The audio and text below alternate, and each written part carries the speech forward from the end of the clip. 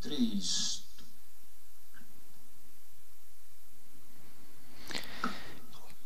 Discipulado na carta de 1 João, parte 6. Exatamente, essa é a nossa parte conclusiva do nosso estudo de 1 João.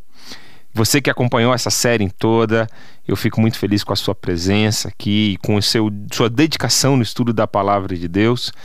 Se você não acessou, não participou dessas partes anteriores do estudo de 1 João, eu quero te convidar a você acessar o YouTube da nossa igreja, estar acessando as nossas partes do estudo de 1 João. Eu sou o pastor Daniel Torres, líder do movimento discipular, pastor aqui na Primeira Igreja Batista de Curitiba, e você é meu convidado para estudar a Palavra de Deus comigo nesse momento.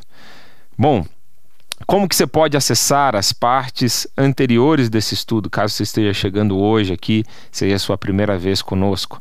Entra lá no YouTube, no canal da PIB Curitiba, e você pode estar colocando lá Movimento Discipular, Discipulado na carta de 1 João, essas palavras-chave você vai encontrar, ou entrar nas mídias sociais do Movimento Discipular, no Instagram, no YouTube, nós temos essa série lá fresquinha para você. E essa parte conclusiva, nós vamos terminar o capítulo 4 de 1 João e também olharmos para o capítulo 5.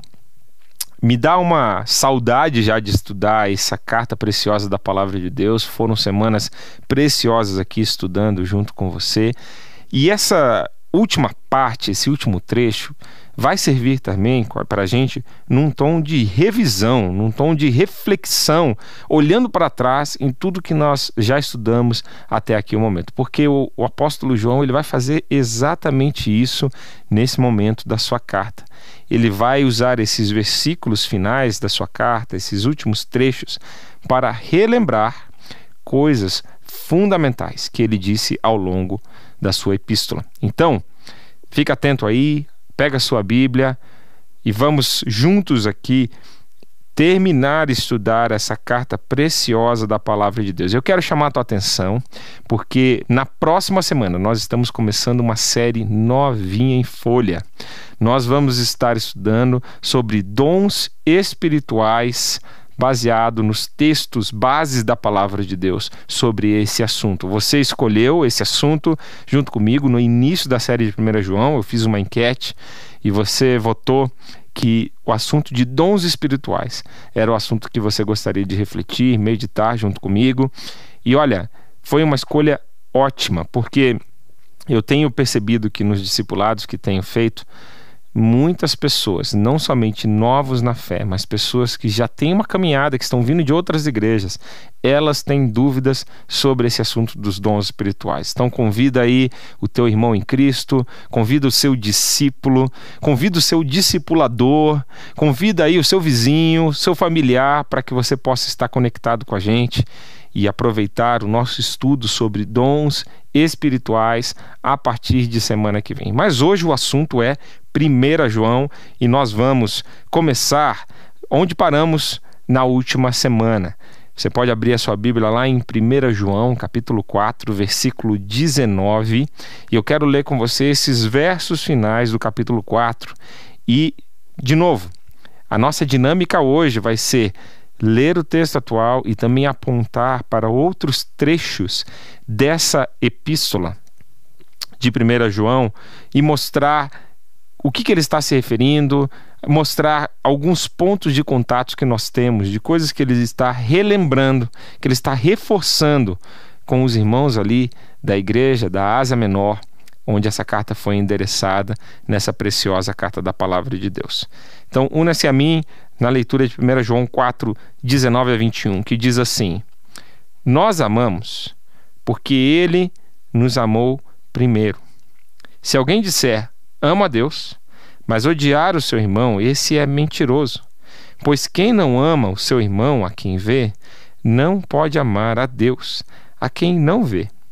E o mandamento que dele temos é esse: quem ama a Deus, que ame também o seu irmão.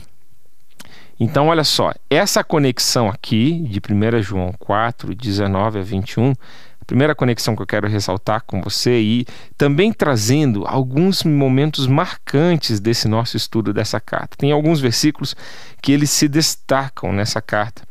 E um deles é o versículo 10 ao versículo 12. Na verdade, João está encerrando esse assunto que ele começou lá em cima nesse capítulo. E olha só como o versículo 19 ao versículo 21, ele tem uma consonância com o versículo 10 ao versículo 12. Estou lendo para você agora 1 João 4, 10 a 12, que diz assim: nisto consiste o amor, não em que nós tenhamos amado a Deus, mas em que Ele nos amou e enviou o seu Filho como propiciação pelos nossos pecados. Amados, se Deus nos amou de tal maneira, nós também devemos amar uns aos outros. Nunca ninguém viu Deus. Se amarmos uns aos outros, Deus permanece em nós e o seu amor é em nós aperfeiçoado. Eu queria usar esse primeiro momento da nossa reflexão bíblica para exaltar as várias dimensões do amor de Deus. Se tem uma coisa que você precisa levar o seu discípulo a refletir, admirar, adorar a Deus, um dos seus atributos louváveis é o amor de Deus, inexplicável. Quantas músicas nós temos também na nossa igreja cristã falando desse amor impressionante, infinito, ousado amor de Deus, uma música atual que tem sobre esse assunto. Mas olha, uma coisa marcante é que a faísca desse amor, a faísca do nosso amor por Deus, o primeiro passo, quem deu foi o próprio Deus. É Deus quem nos amou primeiro, é Deus que tomou a iniciativa, tanto da criação do homem, lógico, quanto da reconciliação do homem. A Bíblia vai dizer que todos pecaram, estavam destituídos da glória de Deus, estavam cada um buscando os seus caminhos, mortos em seus delitos e pecados, como diz Efésios 2, capítulo 2, versículo 1 e 2. Mas Deus, na sua graça, Ele, por meio de Cristo Jesus, nos deu vida abundante. Então Deus nos amou primeiro. E essa é a exaltação dessa característica de Deus, um Deus amoroso. Olha só, deixa eu ler para você algumas características desse amor, que só de pensar sobre isso, meu coração realmente me dá uma alegria de ver que eu sirvo a um Deus assim. Essas são as características do Deus a quem eu amo, a quem eu sirvo, a quem eu dedico a minha vida. E isso você precisa passar para o seu discípulo. O amor de Deus, ele é espontâneo em sua fonte, é universal em seu alcance, sacrificial em caráter, longânime em intensidade, agressivo em ação e constante em duração. Essa é uma das citações que nós lemos durante o nosso estudo da carta de 1 João e eu achei riquíssimo relembrá-la aqui nesse momento, porque essas são as características do amor de Deus. Um amor espontâneo, um amor que alcança a todos, um amor que é sacrificial, e por isso que João ele vai falando que nós precisamos aprender com esse modelo sacrificial do amor de Deus. Um amor que é paciente, longânime, que ele é intenso, agressivo, essa é a palavra aqui usada nessa citação, e constante. O amor de Deus não falha. O amor de Deus é infinito. O amor de Deus é imensurável. E a Bíblia ela vai, em vários momentos, tentar descrever esse amor. Efésios também vai falar das dimensões do amor de Deus, e um texto lindo da palavra de Deus. E aqui nós estamos encontrando algumas reflexões sobre isso. Mas vamos adiante, porque esse texto ele vai nos mostrar também outros ecos dentro dessa carta de 1 João. Quero ressaltar para você, relembrá-lo, de que as pessoas elas precisam conhecer e ver o amor de um Deus transcendente por meio de nós.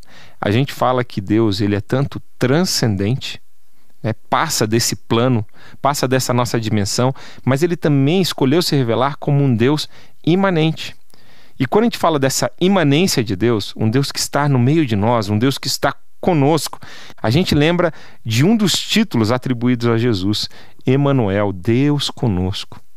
Agora, uma outra forma de vermos essa imanência de Deus, essa presença de Deus entre nós, é exatamente quando o amor de Deus ele é encarnado por nós.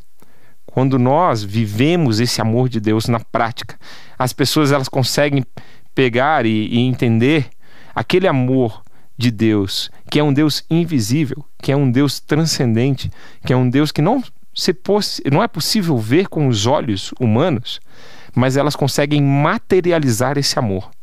Quando esse amor ele é demonstrado na minha vida e na sua vida, se torna prático, se torna visível. A presença de Deus é sentida por meio de ações, de atitudes que tomamos como representantes de Deus nessa terra. Então, esse texto final de 1 João capítulo 4, ele vai mostrar qual é a nossa essência. A essência do discípulo de Jesus, ele deve ser a mesma essência de Jesus, porque nós somos um com Jesus e com o Pai e com o Espírito Santo. Portanto, se a essência de Deus é amor, você pode preencher aí o espaço em branco. A essência do discípulo de Jesus vai ser amor. Não se canse de enfatizar isso com o seu discípulo, no seu discipulado.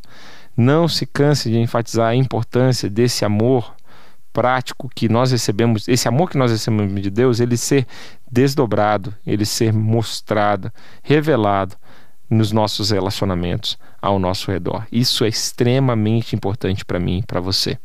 Marca desse amor.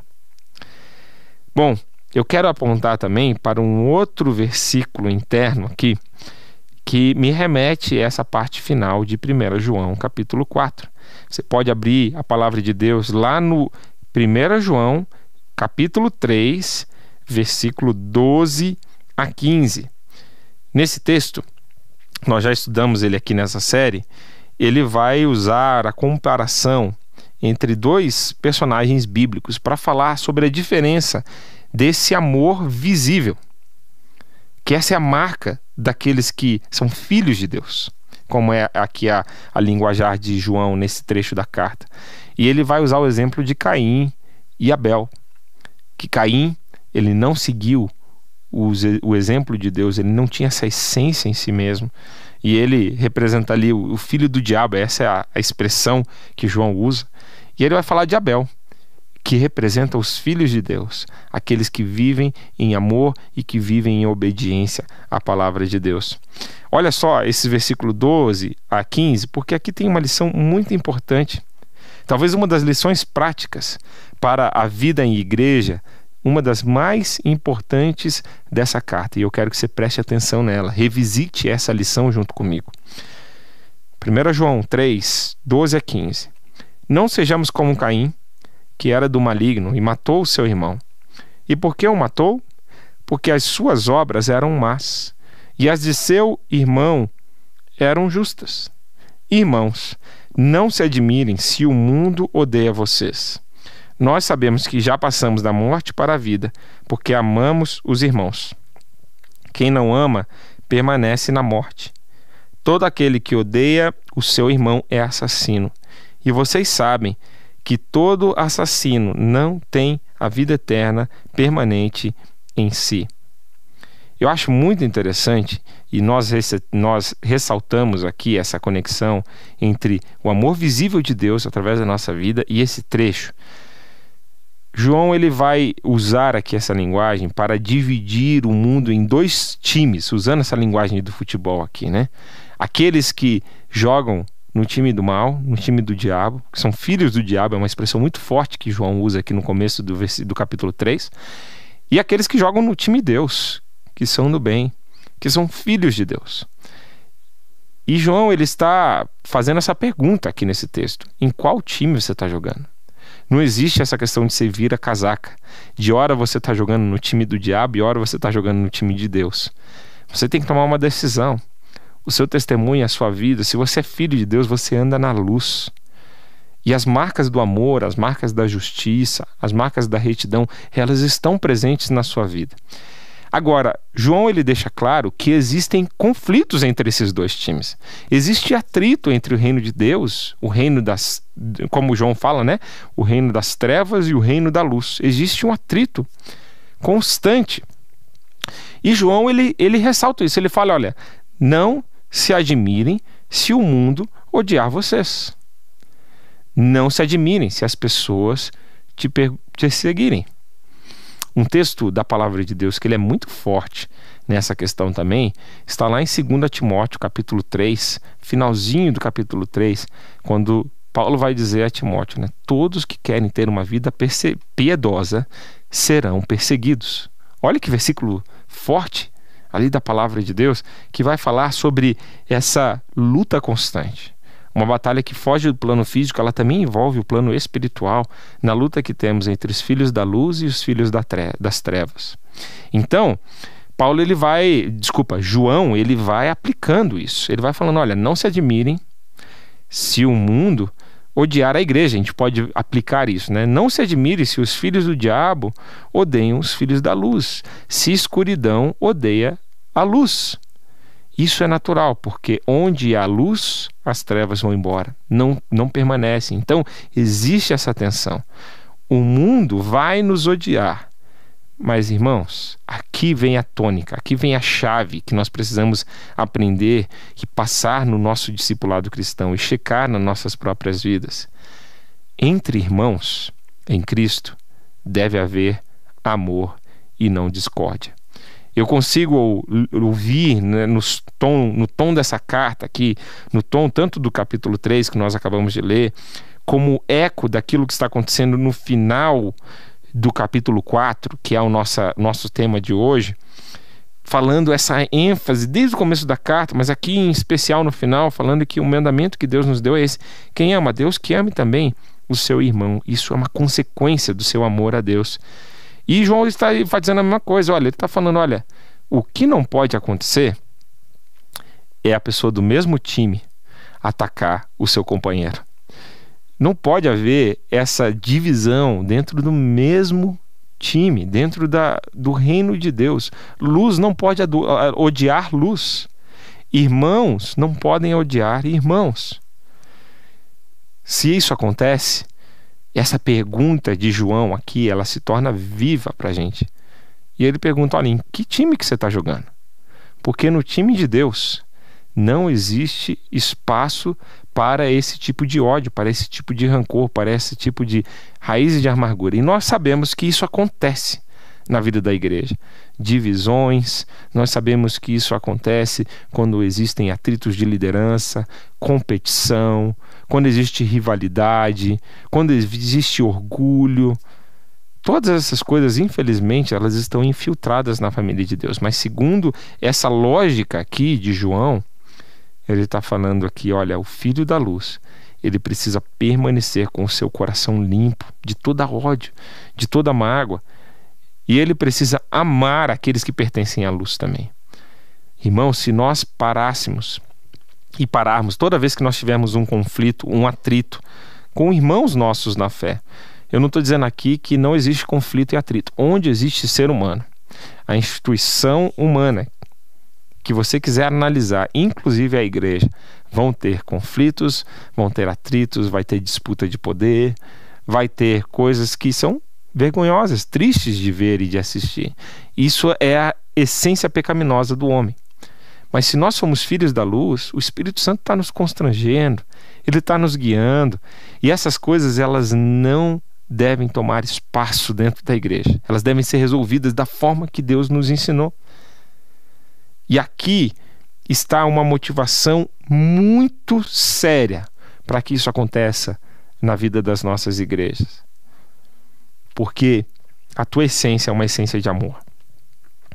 E se você está vivendo na sua vida qualquer coisa que não seja o reflexo desse amor de Deus, você precisa se arrepender e você precisa viver algo diferente. Portanto, se você hoje está chegando comigo aqui no final desse estudo de 1 João e está percebendo que tem alguma coisa na sua vida eclesiástica, talvez você está, quem sabe, afastado da igreja por alguma briga que teve o contexto de uma decepção com um irmão, com um líder, lembre o seguinte, meus irmãos, que a palavra de Deus ela nos exorta a procurar a paz, a procurar a reconciliação, a procurar o perdão, e isso principalmente dentro da família de Deus.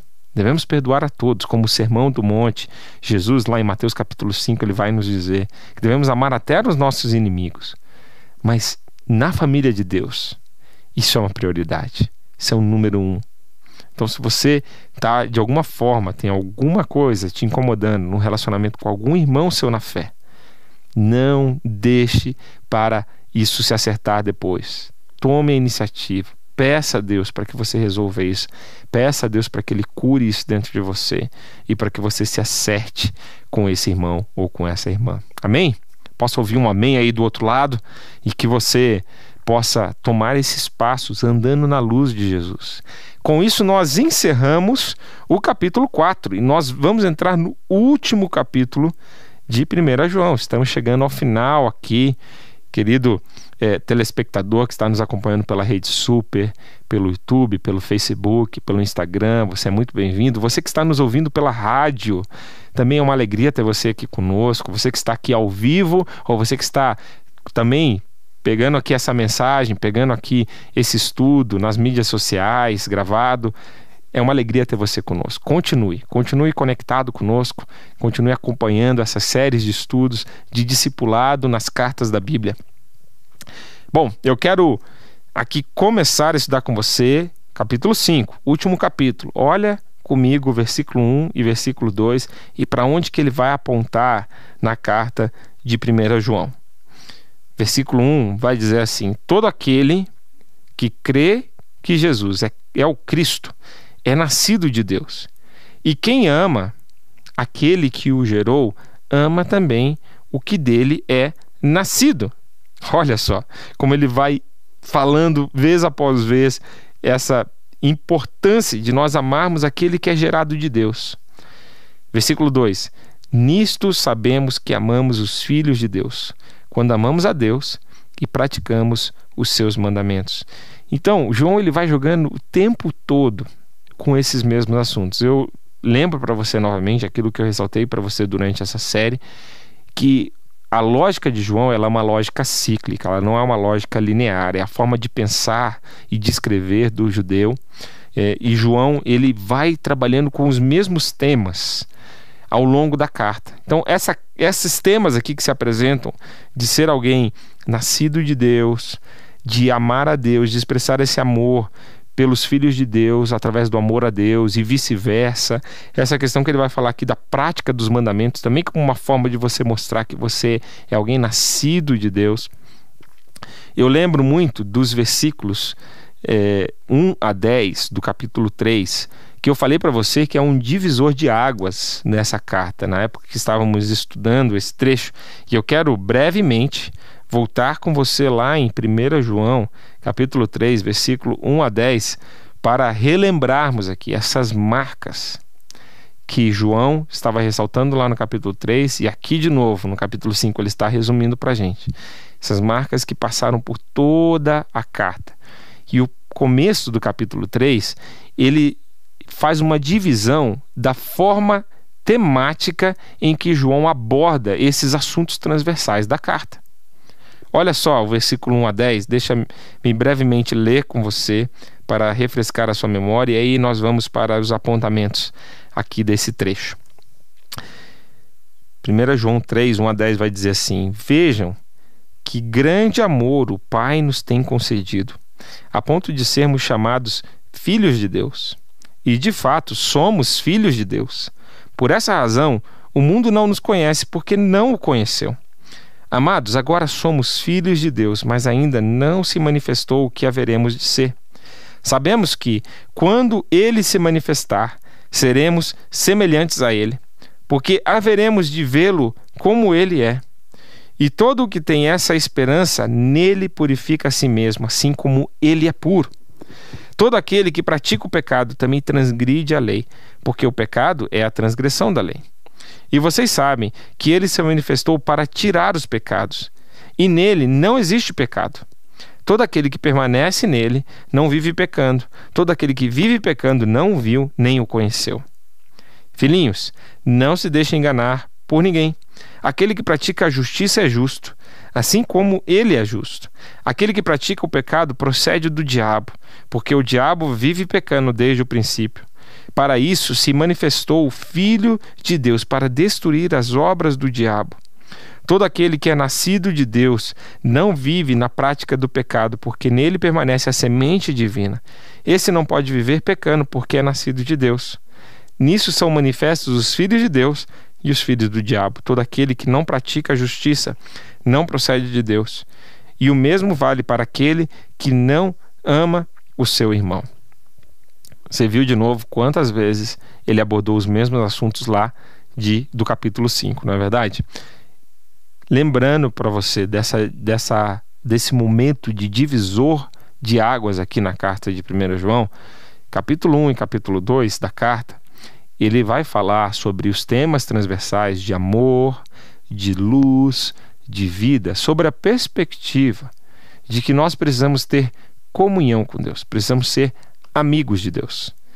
Capítulo 3, 4 e 5, você já percebeu essa ênfase aqui, como a gente está lendo aqui o finalzinho dessa carta, que ele está abordando esses mesmos assuntos transversais, mas sobre a temática, sobre a perspectiva da filiação divina.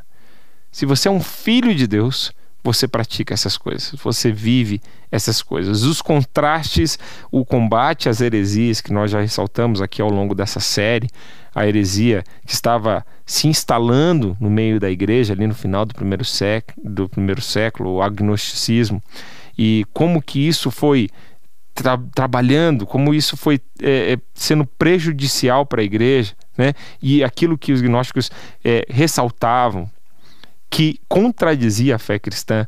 Então João, durante toda essa carta, ele é enfático, e você pode perceber essa mudança entre a ênfase na comunhão para a ênfase para a filiação. E aqui nós unimos essas duas ênfases no final dessa carta, quando nós vemos que ele fala sobre conhecer a Deus, quando ele fala de ser filho de Deus.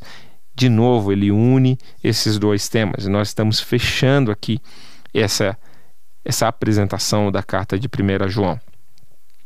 Agora, deixa eu ir com você para o versículo 3. Tem algo interessante aqui no versículo 3 para vermos.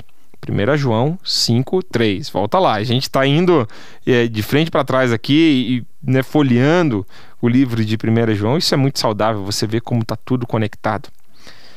Versículo 3 vai dizer assim: porque esse é o amor de Deus, que guardemos os seus mandamentos. E os seus mandamentos não são difíceis de guardar. E você pode estar pensando assim em casa, né? Peraí, pastor Daniel.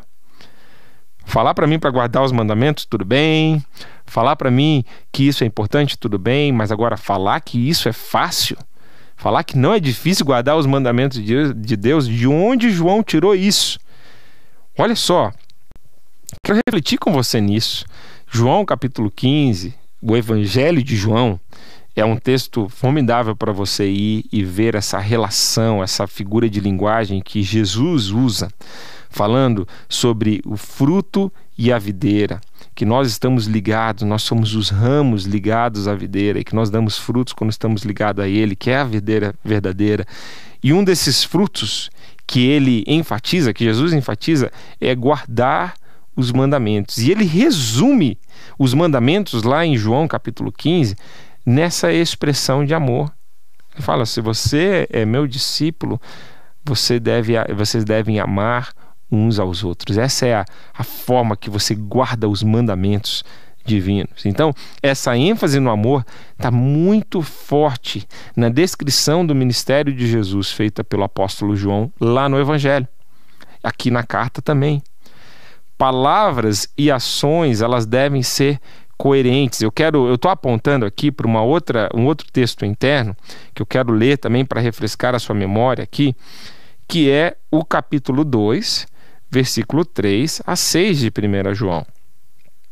Porque nesse texto, João ele também está apontando para a mesma questão de guardar os mandamentos, como diz lá no finalzinho da carta. E ele está nos mostrando qual é o exemplo a ser seguido. Olha, deixa eu ler com você, refrescar a sua memória lá. 1 João 2, 3 a 6, diz assim: e nisso sabemos que o que temos conhecido... Desculpa, deixa eu ler de novo. E nisso sabemos que o temos conhecido, se guardamos os seus mandamentos. Aquele que diz, eu o conheço, mas não guarda os seus mandamentos, esse é mentiroso e a verdade não está nele. Mas quem guarda a sua palavra, nele verdadeiramente tem sido aperfeiçoado o amor de Deus. Presta atenção agora, versículo 6. Nisso sabemos que estamos nele. Agora, versículo 6. Quem diz que permanece nele, esse também deve andar, assim como ele andou. Esse é o padrão. Esse é o padrão que João nos apresenta. Andar como Jesus andou. Guardar os mandamentos, ser fiel aos mandamentos de Deus, assim como Jesus foi. Eu coloquei até aqui para você, naquele episódio, naquele tempo que nós estávamos estudando, coloque aqui de novo, que se você quer uma filosofia de vida, se você quer uma frase que possa te inspirar, uma missão de vida, essa daqui, o resumo de 1 João 2,6 é excelente. Quem diz que permanece nele, esse deve também andar assim como ele andou. Se você seguir as pegadas de Jesus, seguir os passos de Jesus na obediência aos mandamentos de Deus, no amor prático, você está cumprindo aquilo que João está ressaltando aqui. Você está cumprindo com certeza os mandamentos de Deus. Agora, da onde que ele tirou isso, pastor? De que isso é fácil de ser feito. Como é que ele está falando que seguir o exemplo de Jesus, seguir como diz lá Efésios capítulo 4, versículo 12, que nós devemos crescer na nossa fé até chegarmos à estatura espiritual de Cristo Jesus? Pastor Daniel, como é que isso é fácil? Eu concordo com você que é um desafio quando nós temos esse como nosso padrão, né? Jesus, nosso padrão. Mas olha, eu quero mostrar para você também como João, na forma que ele sintetiza, na forma que ele formula o que significa esse obedecer aos mandamentos, é algo que todo cristão deve se esforçar para viver de forma excelente. Se tem uma coisa na sua vida cristã que você precisa se dedicar a crescer, é na sua qualidade de amor. Isso tudo vai afetar toda a sua vida cristã. O seu desejo de ler a palavra de Deus, o seu envolvimento na igreja cristã, a sua vida de oração, a sua vida familiar. Quando a sua qualidade, quando a sua capacidade de amor se expande à medida que você conhece o amor de Deus e é impactado por esse amor, tudo na sua vida vai ser afetado. Portanto, eu acredito que o que João está destacando aqui é guardarmos esses mandamentos e que os mandamentos de Deus, eles possam se tornar parte da nossa vida, da nossa essência, de quem nós somos, e que não seja um peso carregá-los.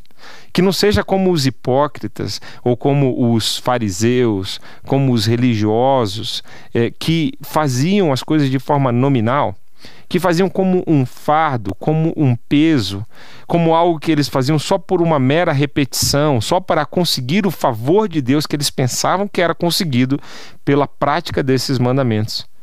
João está falando, olha, essa não é a forma de viver os mandamentos de Deus. Não é como uma religiosidade. Quando você tenta guardar os mandamentos de Deus como um livro de regrinhas, como uma religiosidade, ela vai virar o seu próprio Deus. Você vai idolatrar aquelas leis, como já aconteceu vez após vez na história da igreja. É num relacionamento dinâmico com a pessoa de Deus que nós guardamos esses mandamentos. Jesus disse lá em Mateus 11, 28 e 29, um dos textos mais lindos do Evangelho. Ele fala, né? Vinde a mim, todos os que estão cansados, sobrecarregados, e eu vos darei descanso. E aprendam de mim, pois sou manso e humilde de coração. Meu fardo é leve. Aquilo que exige de vocês é suave. Não é pesado. Eu acredito que é isso que João está se remetendo aqui. Não é pesado quando você está fazendo isso no contexto do relacionamento com Jesus. Não é pesado quando você está aprendendo dele. E quando você está colocando a sua energia no lugar certo. Não em manter uma casca, uma religiosidade, mas em manter um relacionamento vivo e autêntico com o seu Criador, com o seu Salvador, com o Espírito Santo de Deus, o seu professor. Aí, meus irmãos, não fica pesado. Eu acho interessante a forma de resumir esses mandamentos, porque às vezes você pensa em todas as leis e todos os mandamentos que tem na Bíblia, você pensa assim, como é que eu vou ensinar isso para uma pessoa? Gostei muito quando um pastor me ajudou a entender a forma que Jesus mesmo resumiu esses mandamentos. Ele resumiu em 2 básicos mandamentos. Lá em Marcos 12, 30 e 31. Onde Jesus vai dizer, olha, os 2 maiores mandamentos são esses: ame a Deus com todo o coração, alma, força e entendimento, e ame a seu próximo como a ti mesmo.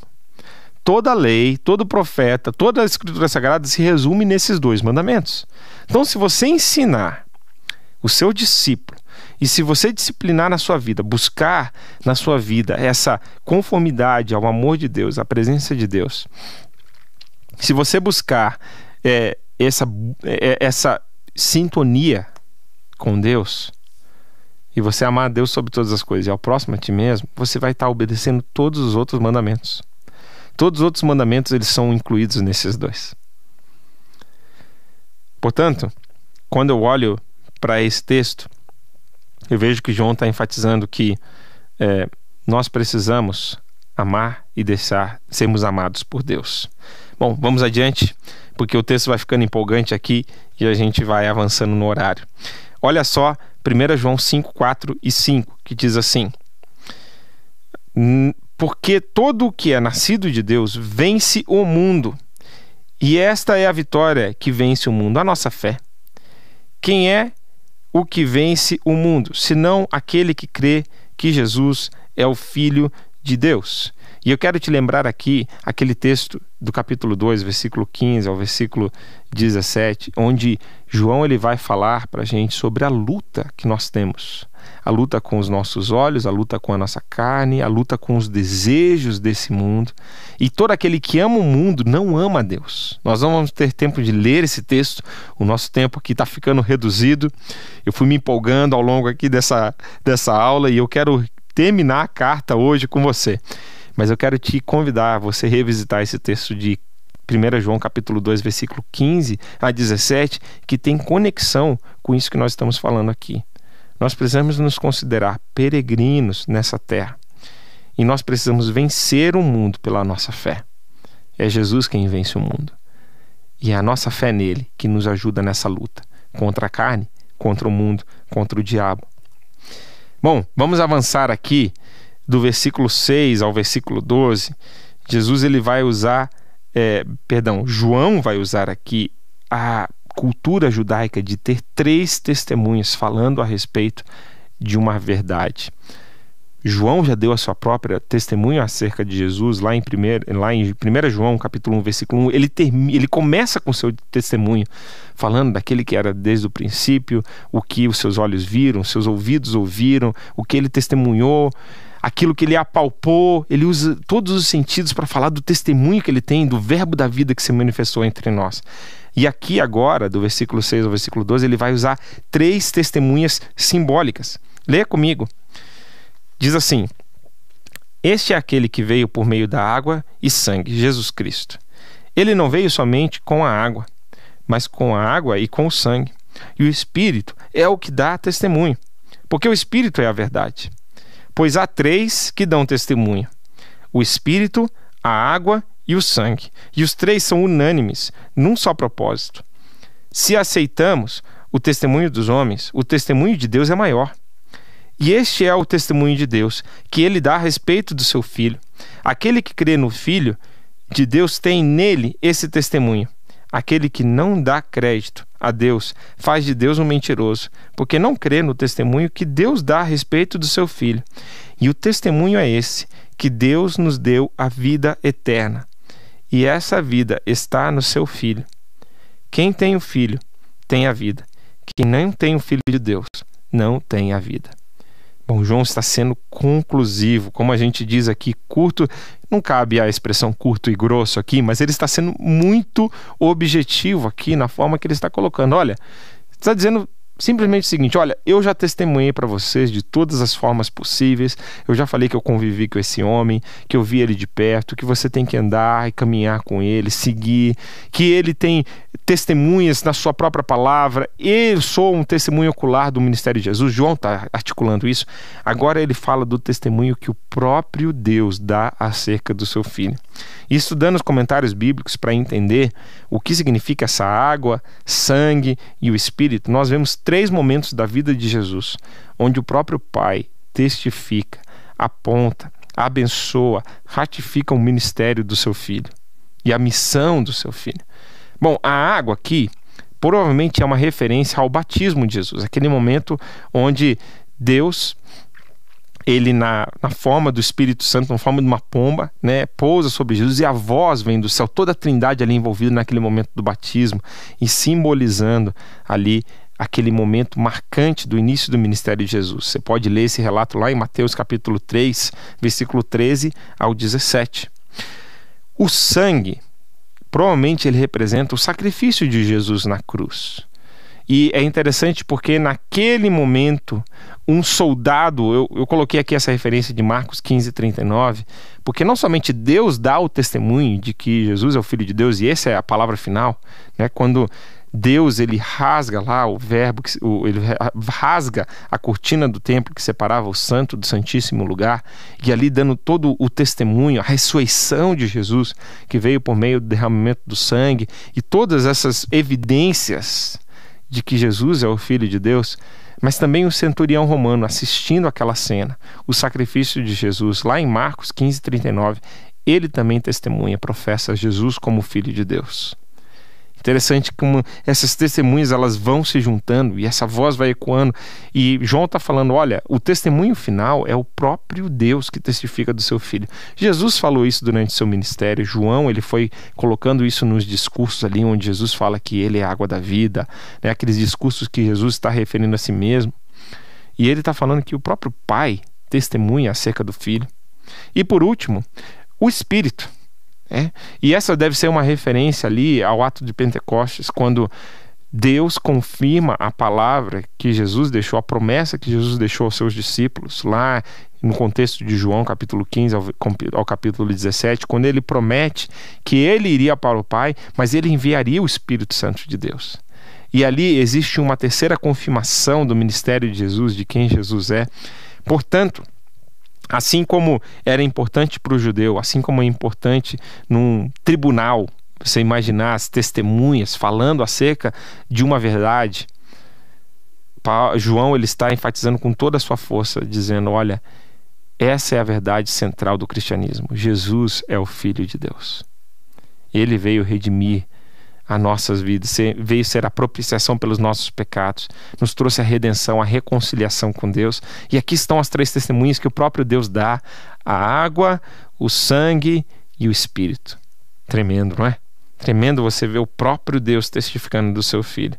Agora vamos para a parte final de 1 João. Nós temos aqui alguns minutos para encerrar essa carta. Fica ligado junto comigo, esse trecho é precioso.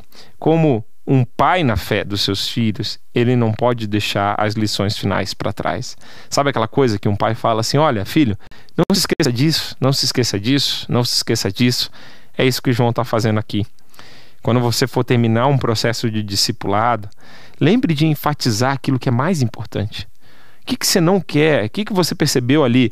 Ou melhor, o discipulado ele não termina, mas talvez um momento dessa jornada, um momento dessa caminhada se terminou, se findou. Talvez vocês vão perder o contato, ou vão espaçar o contato. Não deixe de frisar aquilo que é mais importante, assim como João faz aqui com seus filhos na fé. Olha só o que ele considera mais importante para os seus discípulos. Versículo 13 do capítulo 5, ele diz assim: essas coisas escrevi a vocês que creem no nome do Filho de Deus, para que saibam que têm a vida eterna.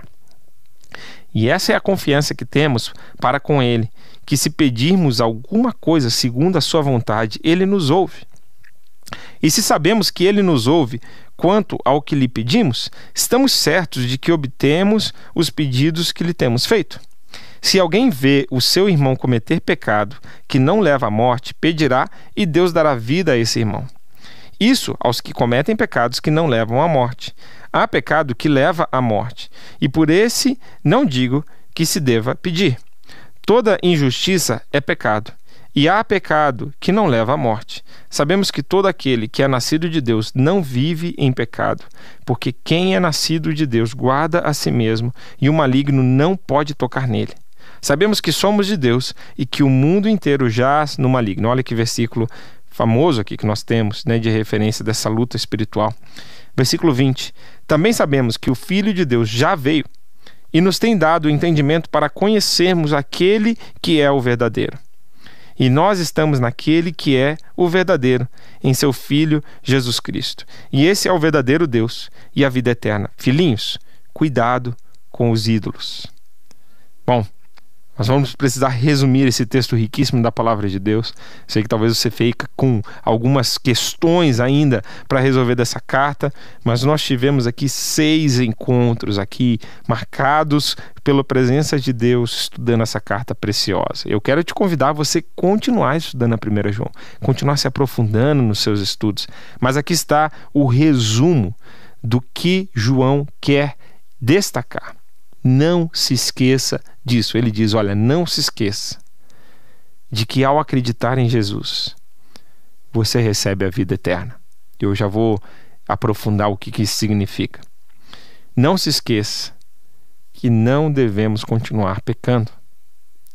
Não se esqueça que o Filho de Deus já veio. Essas são as 3 ênfases desse trecho final. E olha só, vamos destacar a primeira ênfase de João, que é acreditar em Jesus. O verbo aqui é pisteu em grego, e ele é mais do que uma crença intelectual. Você pode pensar e objetar, mas é muito fácil assim? É só eu crer que Jesus é o Filho de Deus e estou salvo?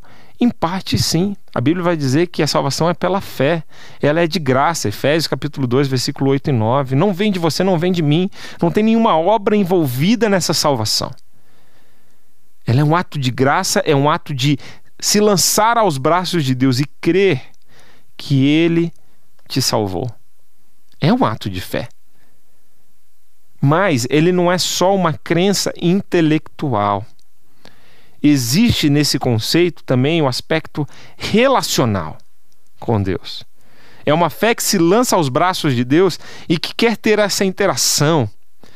Muito mais do que um mero conceito intelectual, mas é uma verdade que engloba a sua vida, que transforma a sua vida. Essa fé é uma fé ativa, é uma fé holística, uma fé integral, que ela vai perpassar todas as áreas da sua vida. Portanto, quando você está lendo essas palavras, lembre desse aspecto integral do que quer dizer crer em Jesus. Olha só, interessante aqui, porque João fala aqui na sua retórica, na sua forma de escrever, que ele escreveu essa carta para lembrá-los disso, para lembrá-los que existe salvação e poder no nome de Jesus. Achei interessante porque esse é o mesmo objetivo do Evangelho de João. Se você vai comigo lá em João, capítulo 20, versículo 31, esse texto vale a pena a gente abrir lá agora no finalzinho para vermos. Ele vai ressaltar qual é o objetivo do seu Evangelho. Ele vai dizer assim: estes, porém, foram registrados para que vocês creiam que Jesus é o Cristo, o Filho de Deus, e para que, crendo, tenham vida em seu nome. Ele está falando que muitas coisas da vida de Jesus podiam ser escritas, nenhum livro do mundo poderia conter. E ele fala, olha, o objetivo que eu escrevi esse evangelho é para que você creia que Jesus é o Filho de Deus e que, crendo, tenha vida eterna. Olha como é muito parecido o objetivo do Evangelho de João com o objetivo da carta de 1 João. Li num comentário, que o Evangelho de João ele tem essa ênfase, essa tônica, para te ajudar a entender como você pode nascer de novo. A carta de 1 João, ele ganha essa tônica de te mostrar o que significa ser alguém que nasceu de novo nesse relacionamento com Deus. Ele vai mostrar os desdobramentos dessa fé salvífica. Portanto, lembre-se disso. Primeira coisa que você não pode esquecer é que você precisa crer em Jesus Cristo. Ele precisa ser o seu salvador pessoal. E eu te pergunto, você que está me ouvindo, você que está me assistindo, você já depositou a sua fé em Jesus Cristo? Você já confessou Ele como Filho de Deus? Essa é a forma mais simples, poderosa, que Deus encontrou para se comunicar com você e mostrar o seu desejo de reconciliar o mundo consigo mesmo, reconciliar a sua vida com Ele, através da morte e ressurreição do seu Filho Jesus Cristo. Portanto, eu quero te desafiar ou convidar essa noite para que você possa entregar a sua vida a Jesus, colocar a sua fé nele.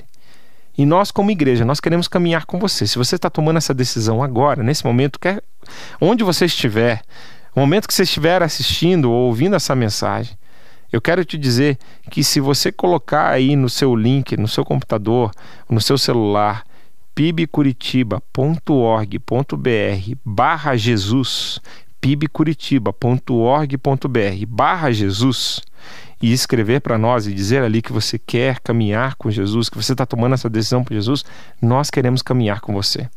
Queremos te ajudar nesse discipulado.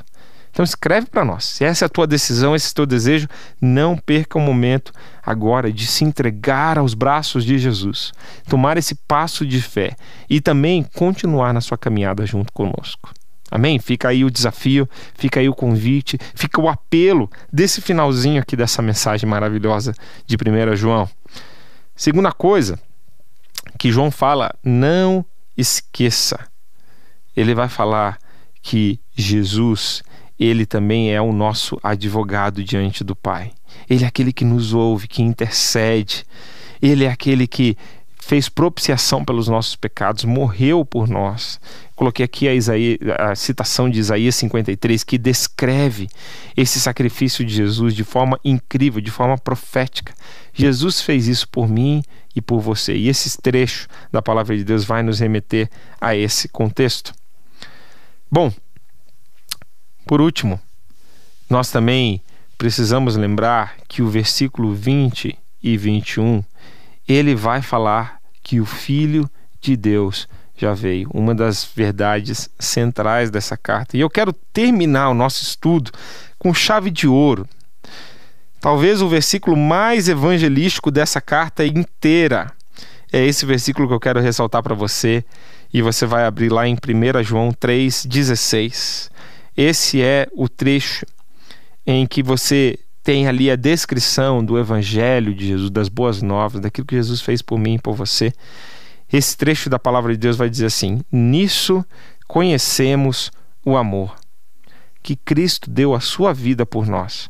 Portanto, também nós devemos dar a nossa vida pelos irmãos. Eu acho linda a conexão e de referência bíblica que existe aqui entre esses dois textos. Eu já ressaltei para você, quando nós estávamos estudando o capítulo 3, fácil de você decorar essas referências evangelísticas. Olha só, João 3,16, no Evangelho de João, João 3,16 é um dos textos mais categóricos, mais importantes, quando você está falando da mensagem de Jesus, porque Deus amou o mundo tanto que deu o seu único filho para que todo aquele que nele crer não morra, mas tenha vida eterna. Isso é João 3,16. 1 João 3,16 é como se fosse a consequência desse sacrifício de Jesus. Ele lembra de que isso é a forma palpável que sentimos o amor de Deus e ele aplica, falando, olha, da mesma forma que Jesus se deu por nós, nós também devemos nos dar pelos nossos irmãos. E, querido, eu não consigo encontrar uma outra forma melhor de encerrar o conteúdo dessa carta do que apontar para você o coração dessa carta. Eu diria que o coração dessa carta está aqui em 1 João 3,16. Jesus nos deixou o exemplo. Precisamos seguir os seus passos. Precisamos caminhar em amor. Precisamos aprender com Ele como entregar a nossa vida como um sacrifício a Deus, como renúncia, como amor, como dedicação, e que esse amor de Deus seja mostrado, seja visível através das nossas vidas. Ora comigo nesse momento. Eu queria agradecer a Deus por encerrar esse estudo da Palavra de Deus e por estarmos aqui vendo o coração da carta de 1 João. Jesus, eu te louvo por esse estudo da sua palavra, eu te louvo por aquilo que o Senhor fez ao longo dessas semanas no nosso coração, que essas lições da sua palavra fiquem guardadas no nosso coração e que elas possam, ó Deus, irradiar luz, ó Deus, porque a sua palavra, o Senhor é a luz, como João declara, Pai, e que possamos, ó Deus, mostrar ao mundo essa mensagem maravilhosa. Jesus, ajuda-nos a viver isso, da mesma forma que o Senhor deu a sua vida por nós, que possamos também dedicar a nossa vida pelos nossos irmãos. Ajuda-nos, Deus, a praticar aquilo que aprendemos. Em nome de Jesus. Amém. Que Deus te abençoe, que você tenha um tempo especial estudando esse trecho maravilhoso da Palavra de Deus.